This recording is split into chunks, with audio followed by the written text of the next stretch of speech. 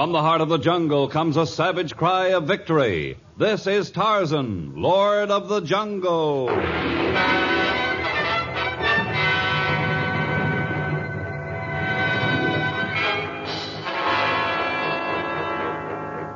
From the black core of dark Africa, land of enchantment, mystery, and violence, comes one of the most colorful figures of all time, transcribed from the immortal pen of Edgar Rice Burroughs. Tarzan, the bronzed white son of the jungle. And now, in the very words of Mr. Burroughs, the story of Arab vengeance.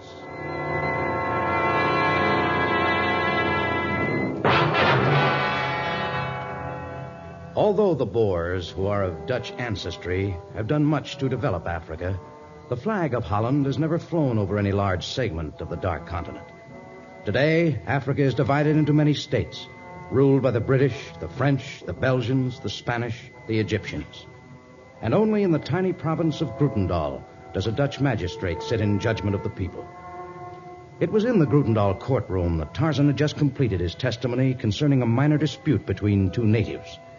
Usually, when Tarzan had completed such a duty, he rushed from a courtroom, anxious to return to his jungle home. But now he remained, fascinated by the principals in the next case. Johann. Yes, Tarzan. That angry Arab, the one advancing toward the bench, isn't he Sheikh Abdul al-Malikir? Yes, the one who is known as the Terror of the Desert. What brings him to Grootendal? I don't know, but our 3 police officers dragged him into court. He was involved in some sort of a dispute in the Arab quarter of the town. And that little girl, what is her connection with the case? Oh, I don't know. But she looks scared to death. Yes, that's what I was thinking. The Muslim veil that covers the lower portion of her face does not conceal her terror. We have a great problem with Arabs here. They resent Dutch rule. The child has the dark skin of the Arab, and she's dressed in Arab robes, but she has blue eyes. The bluest eyes I've ever seen. There has been much intermarriage. She's a fragile-looking little thing. She probably hasn't had enough to eat. How old do you suppose she is? Oh, 9 or 10, I guess. Here comes the magistrate. Order in the courtroom. The court is now in session. Magistrate Hans von Borg presiding and offering a fair hearing to all who will appear before him. So be it. The next case, Administrator of Justice. 'Tis the case involving Sheikh Abdul al-Malikir and the townsman by the name of Qasim el-Shihabi. And well might Qasim el-Shihabi be called before the bar of justice for the indignity he has caused me to suffer. He will get his just deserts, even in a Dutch court.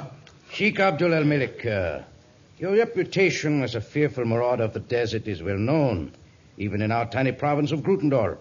But we will not stand for any disrespect of this court or the government it represents. Hey, I apologize most humbly, Your Honor. The truth of the matter is that I am an honorable man. My anger is caused by the dishonesty of one I bargained with in good faith. You refer to Qasim? By Allah, it is to Qasim that I do refer, the cheater, the thief. In what manner did Qasim cheat you? I bought his daughter from him for 20 pieces of silver. I desired her for my bride, and he had agreed to the price. Yet when I came to take her from his house, she bit and scratched and kicked me. Qasim did nothing to help me subdue her. You needed help? There was a crowd of 100 of your citizens outside the house. They stoned my servants. They cut the thongs that tethered my steed so that he ran away, and they dared to threaten my life. Is this true, Qasim? Yes, Your Honor. You see, my neighbors did not approve of the sale of my daughter. But I gave my word. I have already spent the silver he paid me for the girl. I shall have to deliver her to him. Oh, no, Father. Please don't deliver me into his hands. Please, please, please. Order. Qasim, Sheikh, you mean this small child is the one you discuss? Well, she's hardly more than a baby. She is of marriageable age according to the customs of our people. And regardless of the findings of this court, I intend to have her as my bride. Johann, we have to do something to protect that child. This case does not concern you, Tarzan. And besides, I doubt that there is anything you can do to thwart the will of Sheikh Abdul al-Malikir. He rules hundreds of fierce Bedouins, and the only laws he obeys are those he makes himself.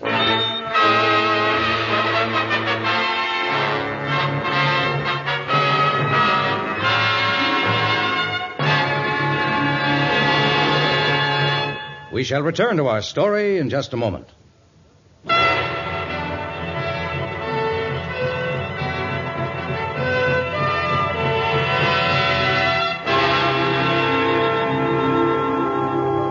Tarzan and Johann Brinker, the administrator of justice for Grutendal, and long Tarzan's friend, stood in the street just outside the courthouse. A short recess had been called, and people stood in small groups angrily discussing the pros and cons of the case. With every passing moment, more people seemed to crowd into the small cobblestone square in front of the sun-whitened building. There were natives carrying heavy loads upon their heads, local merchants who were plainly of Dutch extraction, bearded Arabs who tethered their horses near where Tarzan and Johann stood talking. Where are they all coming from? I don't know. I thought the courtroom already held the entire population of the city. I don't like the looks of all these Arabs. They are a fierce-looking crowd. Well, you're the administrator of justice. Can't you question their business here? You don't understand. We are sitting on a keg of dynamite. There are perhaps 100 Dutch in the city. There are twice that number of Arabs, and 3 times that number of natives. If I started to interrogate those who have committed no obvious crime, I would jeopardize our entire position here. I see. Well, it's time for the case to resume. Tarzan, I'd advise you to return to the jungle. Believe me, I mean no disrespect when I tell you that this case of the bartered child does not concern you. Anything that disturbs my heart and my mind concerns me. I shall return to the courtroom with you.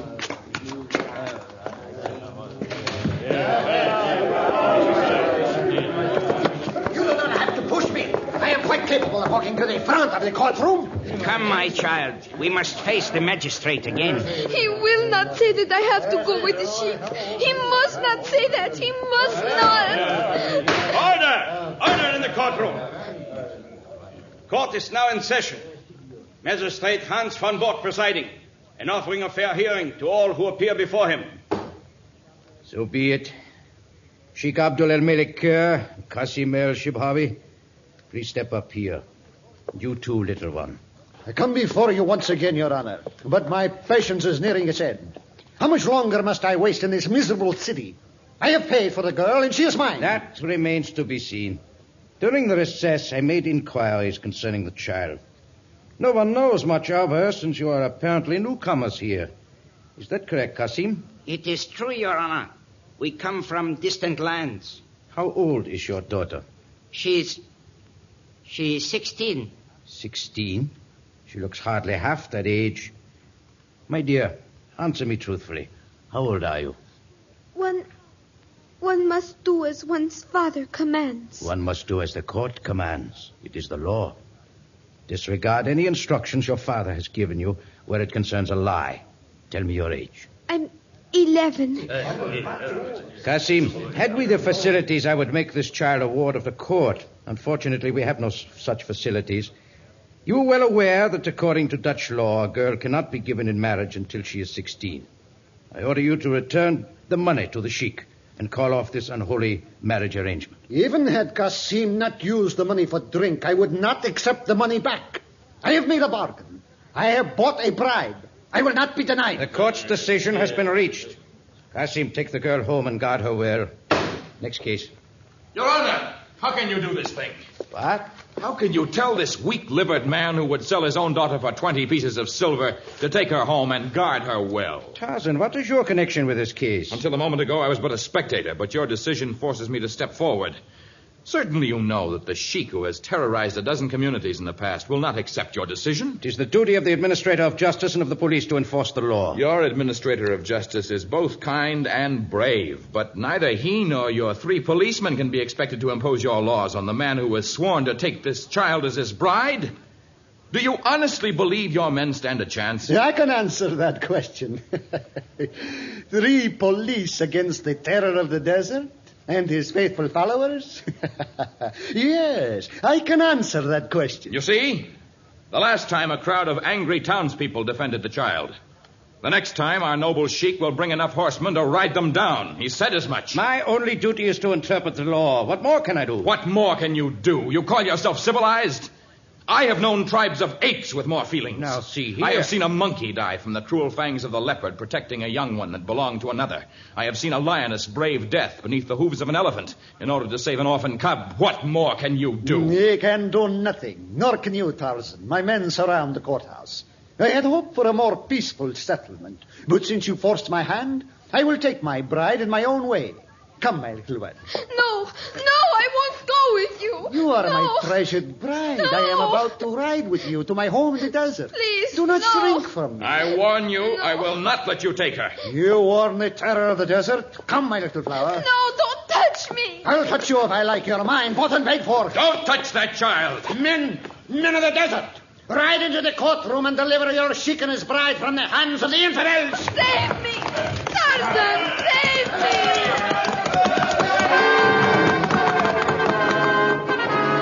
Through the doors of the courtroom plunged a score of Bedouin warriors astride fine Arabian steeds.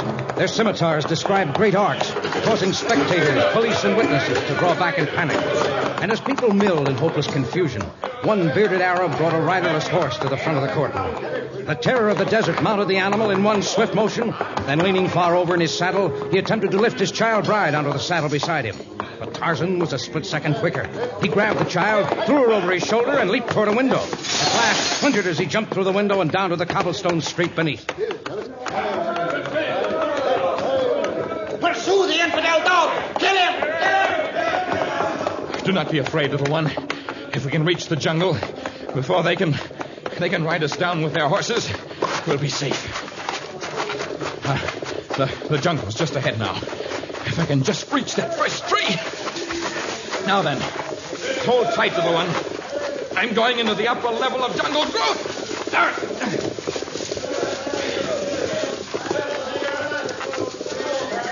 Their horses have come to a halt.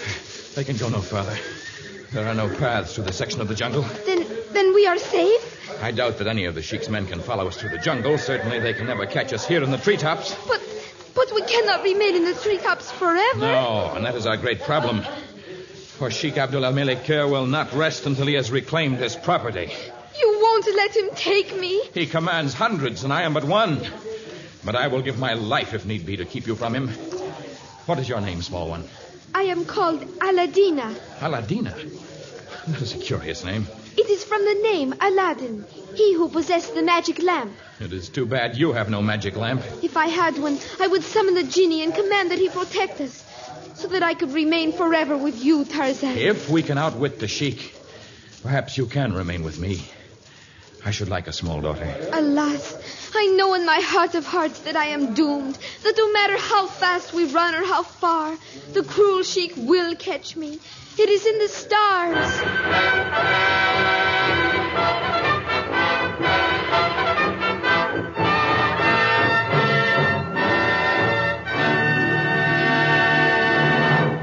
In just a moment, the exciting conclusion of Arab Vengeance.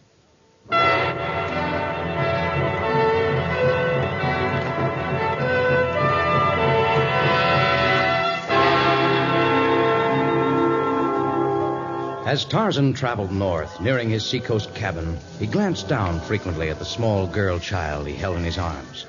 At times, she dozed gently as he carried her through the middle level of jungle growth, and then again she awakened to stare up at him with incredibly blue and trusting eyes.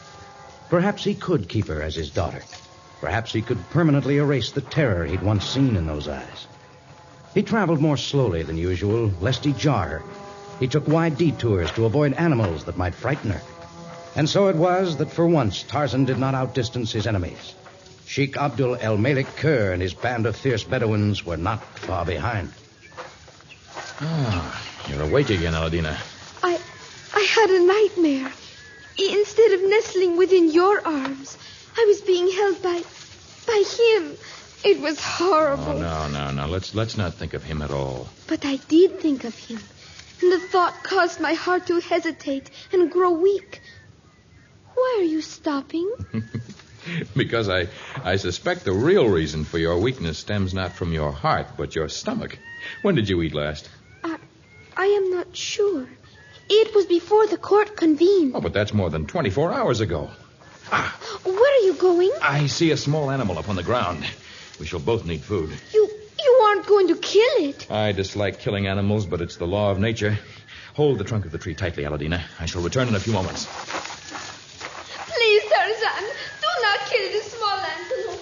I cannot bear to see another give his life for me. No, don't. Oh!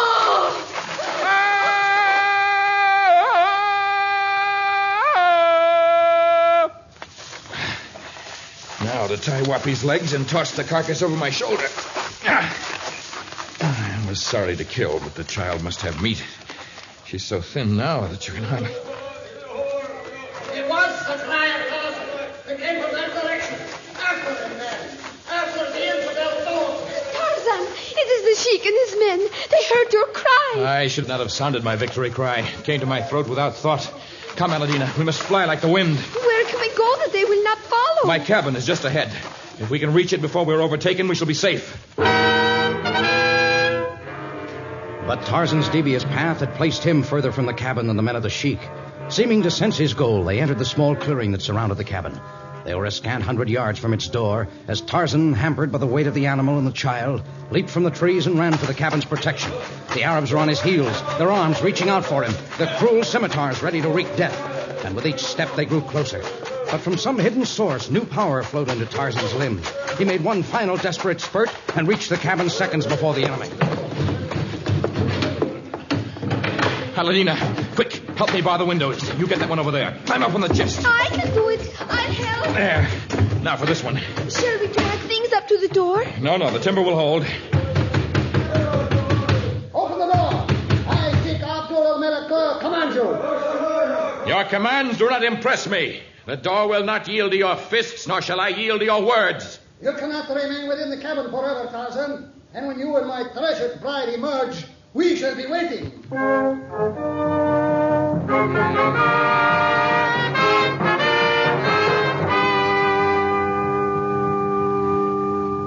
Are they gone, Tarzan? They have withdrawn to make camp a little distance from here. How can you tell? Their scent comes to me, but it is faint.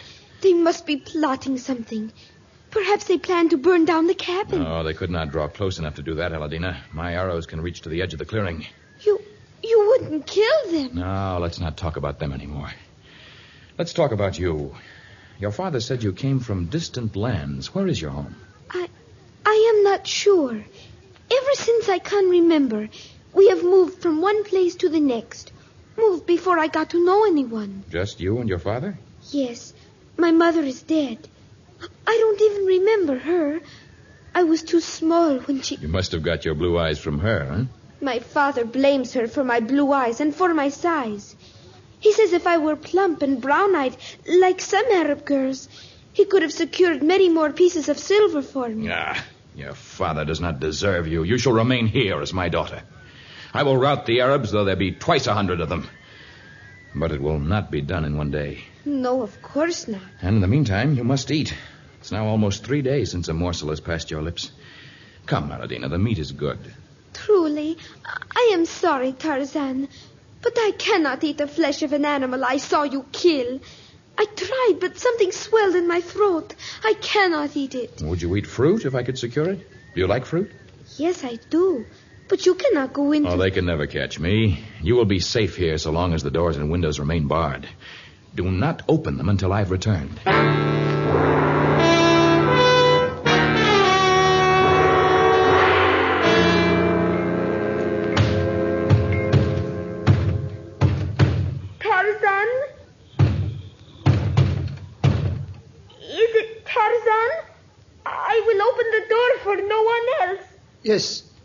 Yes, Tarzan. You don't sound like Tarzan. I am injured. Injured? Yes, clawed by a great beast. Unless you open the door at once, I shall bleed to death. Hurry, the door. It is you! The two of you, no good to struggle. There. Oh. Now I have you. Monsieur, Abu Qasim, quick. No, you mustn't take me away. Your plan worked to perfection, great Sheik. No. Truly, your brains are those of a wizard. There is no time for talk. Abu, come on. Tie the child. We will take her to El Basra, where fleet camels are raised. Oh, please, Sheik Abdul. I will work to repay the marriage price. If only... Keep quiet. Oh. Then we must be wary. If Tarzan attempts to follow us, he must be killed. Oh, Death to the Nazarene! Death to the infidel Tarzan! In the jungle, he is fearful. But once we have reached the desert, neither he nor any man can bring fear to Sheikh Abdul El Malakal. The bride I have paid for is now mine.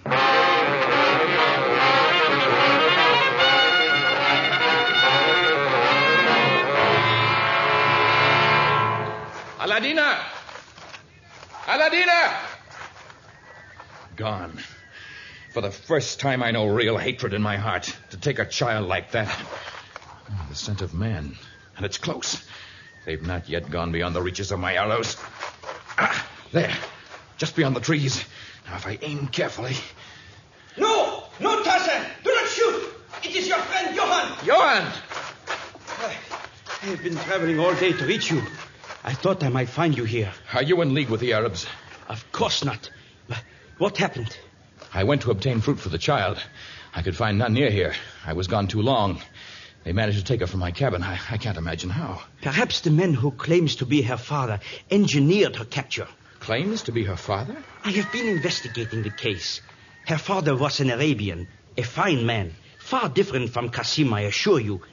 At his death, Aladina's mother was forced to work in order to feed the child. Go on, but quickly. Aladina was but an infant when Qasim came to the family where her mother left her while she worked. Qasim knew of Aladina's ancestry and persuaded the family that he was a kinsman. And then? Then permitted him to take the child, supposedly for an hour's airing. He never brought her back. Her mother, whom I have just left in Rutendal, has pursued them for years. So that is why they moved often.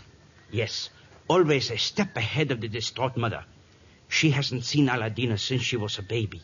The sheik and his men will reach the desert by tonight, and I suppose now Aladina's mother will never see her. Oh, she will see her. But I may need help, Johann. The Royal Dutch Legion masses in Grutendal now. They are at our disposal. Oh, they can guard her when we deliver Aladina there. But for now, there's no time to return there. It must be you and me against the followers of the sheik.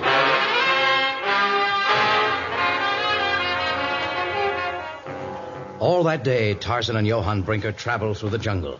And that night, they hired camels at El Basra and continued to follow the spoor of the swiftly moving Bedouins. Perhaps, as the sheik had boasted, Tarzan would have been no match for him on the desert, had the sudden sandstorm not begun to swirl and dance across the endless plain. Great masses of sand were hurled against them. Their animals staggered before the weight of the shifting mountains of dust. The wind and the sharp sand particles whipped Tarzan and Johann's faces and stung their eyes.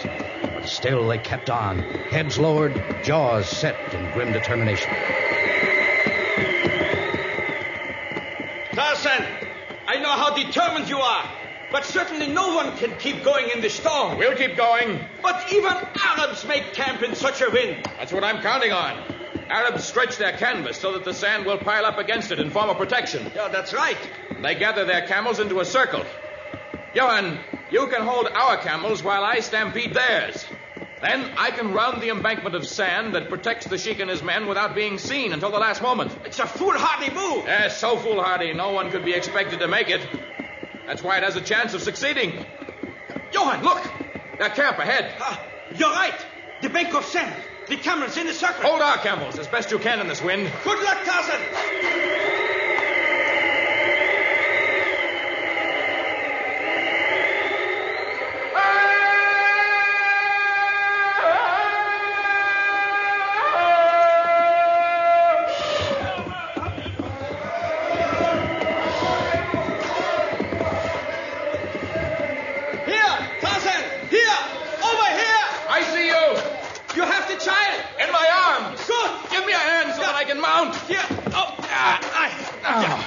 Now we shall head for Grutendal and for Aladina's future.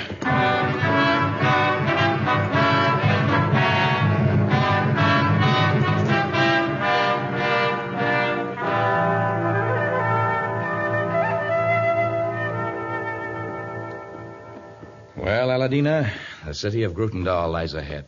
The city. And my mother. I guess I can't be your daughter after all. Are you still determined to leave us here, Tarzan? Yes, Johann. The sheik and his men, if they live, are still searching for their camels. And in Grutendal, Aladina will be protected by your Royal Dutch Legion. I I shall miss you, Tarzan. And I shall miss you, little Aladina. But maybe someday, like Aladdin, from whom you got your name, you shall secure a magic lamp. And when you rub it, perhaps I shall appear instead of a genie.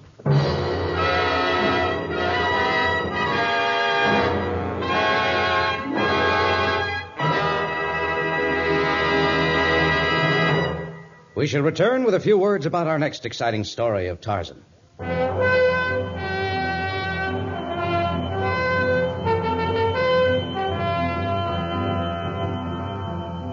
A potentate with thousands of fanatical followers. A son trained to rule with the same relentless will as his father. Experts skilled in the art of torture. A snarling pack of panthers trained by man to hunt for man. These are the elements that go to make up Tarzan in Captivity, our next thrilling story of the Lord of the Jungle. Tarzan, the transcribed creation of the famous Edgar Rice Burroughs, is produced by Walter White, Jr., prepared for radio by Bud Lesser, with original music by Albert Glasser. This is a Commodore production.